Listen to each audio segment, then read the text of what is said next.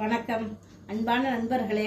நாம் இன்னைக்கு என்ன பண்ண போகிறோம்னா மாவுளுக்கு மா எப்படி போடுறதுங்கிறத பற்றி உங்களுக்கு சொல்லி காமிக்கிறேன்.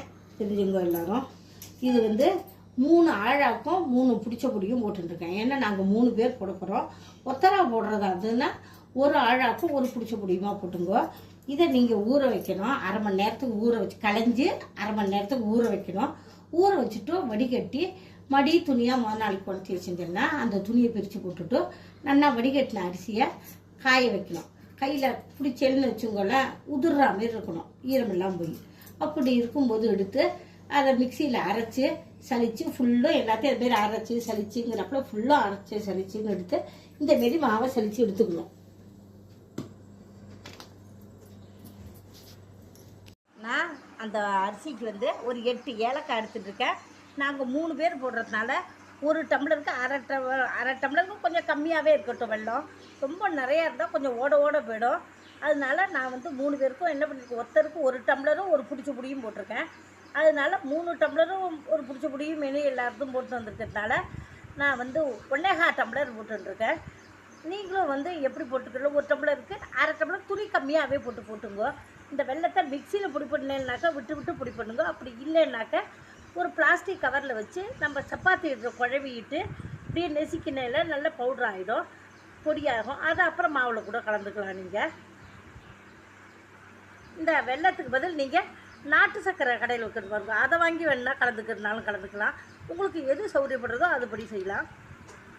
அப்புறம் கொஞ்சம் தேன் விட்டுக்கணும். 1 ஸ்பூனோ 2 ஸ்பூனோ விட்டுக்கலாம். அதுக்கப்புறம் பசும்பால் கொஞ்சம் ஊற்றிங்க, ஒரு 1 ஸ்பூன் போதும். இதை ஒன்றா நம்ம பேசிக்கலாம். அவ்வளோதான்.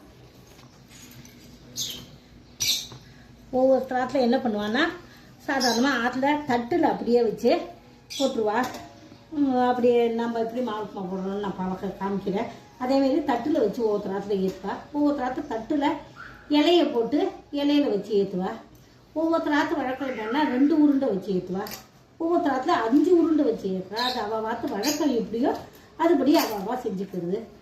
மாவு எப்படி பண்ணணும் எப்படி ஏற்றணுங்கிறது தான் காமிக்கிறத விட பாக்கி சில இதெல்லாம் நீங்கள் உங்கள் பார்த்து வழக்கப்படி தான் செஞ்சுக்கணும்.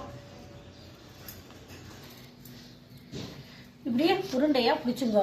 அவள் பார்த்து எப்படி வழக்கமோ 2 உருண்டைனா 2, 6 உருண்டைனா 6 உருண்டை. சில பேர் தூளாக வச்சு வேற அப்படியே நடுப்புற குழி பண்ணி ஏற்றுவா. அதை அவள் பார்த்து சௌரியத்தை பொறுத்து இப்படி பண்ணிக்கணும். கீழே சாமிக்கிட்ட இதுமாரி தொடச்சின்னு விட்டு கோலம் போட்டுங்கோ. எத்தனை பேர் போட போகிறாங்களோ அத்தனை கோலம் போட்டுங்கோ. நாங்கள் 3 பேர் தான் போட போகிறோம். ஆனால் 3 கோலமாக போட வேண்டாமே, 4வது கோலம் ஒன்று போட்டு வச்சுருக்கேன். அவ்வளோதான். இலையில் இதுமாரி வெத்தலை சீவை பூவு பழம் மஞ்சள் எல்லாம் எடுத்து வச்சுங்கோ.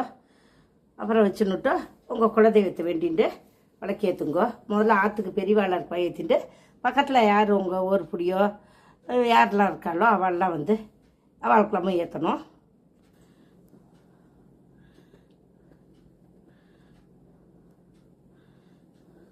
வழக்கு ஏற்றினோடனே கையோட ஒரு வாட்டி கற்பூரம் காமிக்கிறது.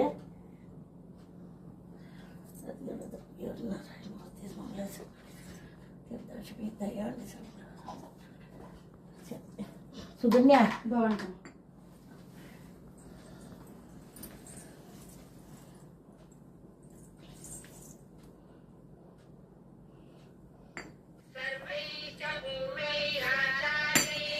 இடம் கீக்கடமாக இருக்கிறதுனால இப்படி போட்டிருக்கோம்.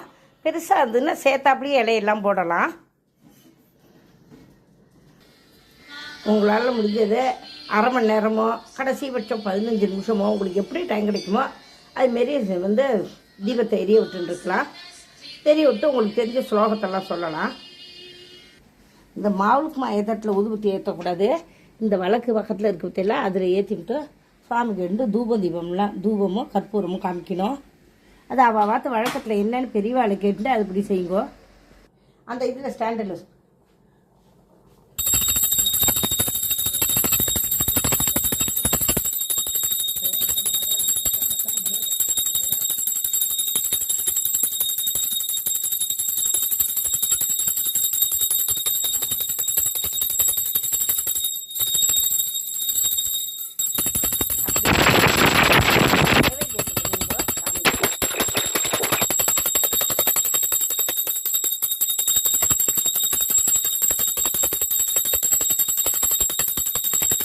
அந்த கற்பூர தீபம் காமிச்சுங்கோ. கற்பூரம் காமிச்சிட்டு துணி பக்கம் அப்படி தேசத்தை அப்படியே கீழே வச்சுட்டேன்னா பக்கத்தில் இருக்க எடுத்து வளர்த்து கற்பூரம் காமிப்பேன்.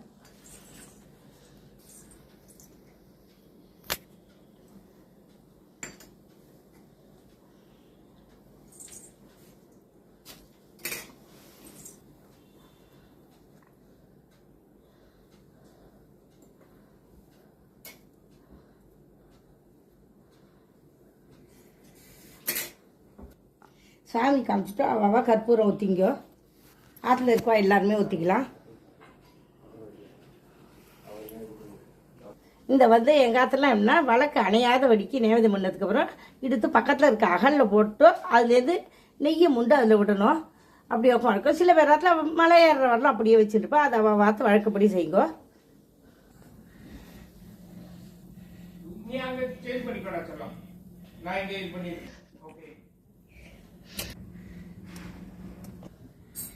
அதுலேருந்து நெய்யை முண்டு அதில் ஊற்றணும். எந்த அகலில் வேணால் வச்சுக்கலாம். ஒரே அகல்லே ஒன்றால் எல்லோரும் நாட்டில் இருக்கா வச்சுக்கலாம். ஒரு 5-6 பேராக போடும்போது ஒரே அகல்லே போட முடியாது இல்லையா? அப்போ 2 அகல்லே வேணாலும் வச்சுக்கலாம். இலையை வந்து வடக்கை இழுத்து தான் வந்து இழுத்து போடணும். அதை என்னோட இடத்துல முதல்ல சொல்ல விட்டு போயிடுது. இப்போ இதில் எதுங்குறோம்.